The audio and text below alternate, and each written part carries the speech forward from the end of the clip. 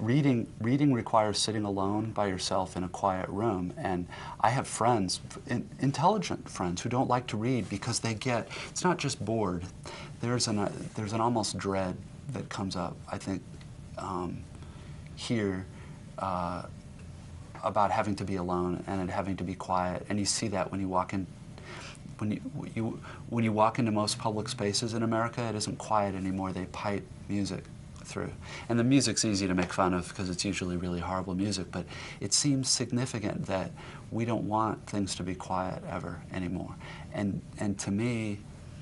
I don't know that I could defend it, but that seems to me to have something to do with when you feel like the purpose of your life is to gratify yourself and get things for yourself and go all the time. There's this other part of you that's the same part that can kind of is almost hungry for silence and quiet and thinking really hard about the same thing for maybe half an hour instead of 30 seconds, that doesn't get fed at all. And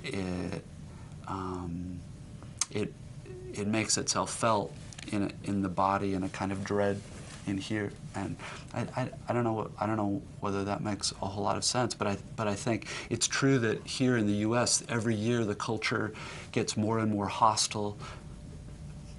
And I don't mean hostile like angry, just it becomes more and more difficult to ask people to read or to look at a piece of art for an hour,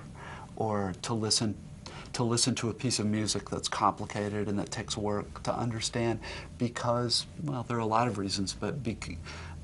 particularly now in computer and internet culture, everything is so fast, and the faster things go, the more we feed that part of ourselves, but don't feed the part of ourselves that likes